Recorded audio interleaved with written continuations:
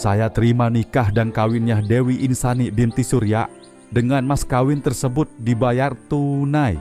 Sah? Sah. Halo guys, masih bersama Mimin di cerita Tuntun Langkahku. Kali ini kita akan coba bahas dan prediksi kenapa Bang Topan bisa menikah dengan Dewi. Ternyata ada sesuatu di balik ini semua. Ternyata 1 bulan sebelum pernikahan, Nona Elin mencari keberadaan Bang Topan. Dia menyuruh 2 orang ajudannya untuk pergi ke kampung Maja. Ajudannya mencoba mencari tahu ke sana kemari. Tapi karena hari sudah sore dan belum ketemu juga, ajudannya mencoba mampir ke warung untuk membeli minuman. Namun tak disangka, pemilik warung mengetahui tujuan mereka. Karena pemilik warung mengenal Bang Topan, dia lalu menunjukkan rumah baru Bang Topan. Tanpa berlama-lama kemudian, kedua ajudan itu langsung berjalan mengikuti sesuai petunjuk. Akhirnya Nona Ellen menemukan rumah baru Bang Topan. Tapi kebetulan Bang Topan sedang tidak ada di rumah. Jadi Nona Ellen hanya bertemu dengan bapak angkatnya. Nona Ellen hanya memastikan saja kalau itu benar rumah Bang Topan. Nona Ellen meminta nomor handphone bapak angkatnya dan kemudian berpamitan pulang. Tapi sebelum pulang, dia memohon pada bapak angkatnya untuk tidak membocorkan pertemuan saat ini. Bapak angkatnya pun menjawab dengan senang hati akan membantu Nona Ellen. Lalu Nona Ellen pun berjalan masuk ke dalam mobilnya untuk segera pulang. Dalam perjalanan pulang, Pak Ferry mencoba bertanya pada Nona Ellen, apa rencana selanjutnya yang akan dijalankan Nona Ellen. Tapi Nona Ellen tidak mau memberitahukan rencananya pada ajudannya. Karena Nona Ellen takut kalau sampai bocor rencananya. Karena jauh diam-diam suka menelpon Bang Topan untuk melaporkan apa yang direncanakan Nona Ellen. Di dalam mobil, Nona Ellen juga mengingatkan pada kedua ajudannya agar pertemuannya hari itu jangan sampai bocor. Besoknya Nona Ellen menelepon Pak Jalil dan ingin menjelaskan apa tujuan kedatangannya tadi malam. Nona Ellen bercerita kalau dia sangat mencintai Topan dan ingin menikah dengan Topan. Dia bertanya pada Pak Jalil, apakah Pak Jalil punya ide? Dia berani membayar mahal ide dari Pak Jalil kalau sampai Nona Ellen berhasil menikah dengan Topan. Pak Jalil sangat tergoda pada upah yang akan diberikan Nona Ellen untuknya.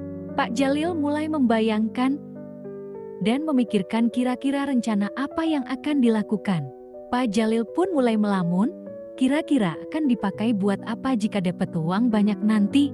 Akhirnya Pak Jalil berhasil memutar otaknya dan mulai menyusun rencana yang akan dijalankan bersama Nona Ellen.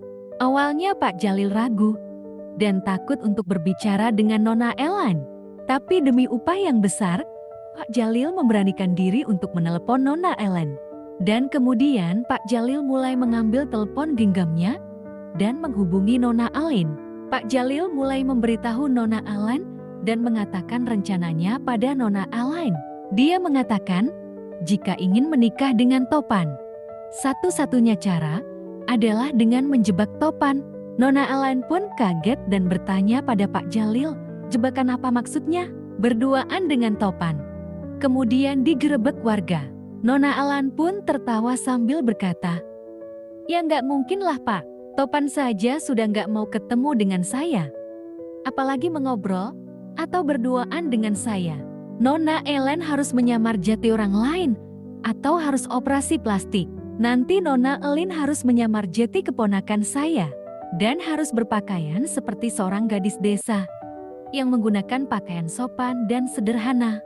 Mendengar itu Nona Ellen sangat setuju dan berterima kasih atas ide bagusnya. Nona Ellen berjanji akan memberikan hadiah spesial jika rencananya itu berhasil. Tanpa berpikir panjang, Nona Ellen pun berencana akan mengubah total wajah dan tubuhnya dengan melakukan operasi plastik. Nona Ellen langsung mencari tahu dari berbagai sumber di manakah operasi plastik yang terbagus. Akhirnya dia mendapat info bahwa di Korea lah yang terbagus. Nona Ellen pun langsung memesan tiket pesawat untuk ke Korea. Akhirnya sampailah Alin di Korea. Dia ingin melakukan operasi plastik segera. Dia tidak mau berlarut-larut membuang waktu di sana. Dia fokus pada tujuan untuk mendapatkan Topan kembali menjadi kekasihnya. Setibanya di Korea, Nona Alin langsung mencari taksi untuk berangkat ke rumah sakit. Nona Alin langsung dibawa menuju ruang operasi plastik. Tubuh dan wajahnya langsung ditanganin oleh dokter ahlinya.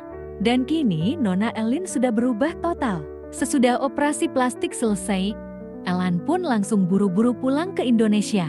Karena dia sudah tidak sabar untuk menjalankan rencananya.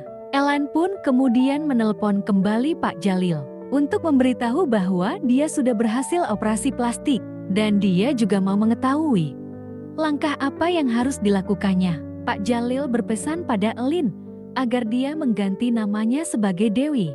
Pak Jalil meminta Elaine kembali datang ke rumahnya dan nanti diberitahukan untuk langkah selanjutnya. Tak lupa Pak Jalil mengingatkan kembali pada Elaine agar dia berpenampilan seperti seorang gadis desa. Pak Jalil juga bilang kalau dia akan bekerja sama dengan Pak Haji agar dapat membantunya untuk menikahkan Elaine dengan Topan. Kemudian Elaine berkata, "Atur saja Pak, lusa saya akan datang ke sana sebagai Dewi. Dan untuk hadiahnya saya janji, akan saya berikan ketika saya selesai menikah nanti." Lalu telepon pun ditutup. Sementara itu di hari yang sama, setelah selesai salat maghrib, Pak Jalil menemui Pak Haji untuk berbicara empat mata. Pak Jalil mencoba bicara pada Pak Haji untuk meminta bantuannya. Tapi sebelumnya, Pak Jalil menceritakan terlebih dahulu riwayat hidup Topan. Kalau dulu Topan adalah seorang anak yang dipelihara oleh orang kaya. Sementara itu anak majikannya jatuh cinta sama Topan. Dan sekarang anak majikannya minta bantuan Pak Jalil, gimana caranya agar bisa menikah dengan Topan. Lalu Pak Haji bertanya bagaimana rencananya selanjutnya. Pak Jalil bilang bahwa nanti saya akan membiarkan mereka berdua dalam satu rumah. Dan meminta Pak Haji mengirim orang untuk mengintai ketika mereka sedang berdua. Lalu Pak Haji dan pengintai tersebut harus datang ke rumah saya, pura-pura jadi penengah, dan memberikan saran. Pilihan yang paling gampang yaitu suruh mereka menikah, kata Pak Jalil. Kemudian Pak Haji setuju dengan idenya. Lagian Topan juga sudah berumur dan seharusnya menikah. Pak Jalil pun gak berlama-lama karena Topan sudah menunggunya di luar. Pak Jalil pun kemudian pulang ke rumahnya bersama dengan Topan. Nah guys, sekian dulu cerita prediksi dari Mimin. Ini hanyalah sebuah karangan indah dengan tujuan untuk menghibur kalian. Jangan dibawa serius ya, dibawa happy aja. Jangan lupa nonton terus kisah-kisah selanjutnya dari Pak Badhot. Jangan lupa klik subscribe, like dan share ya teman-teman.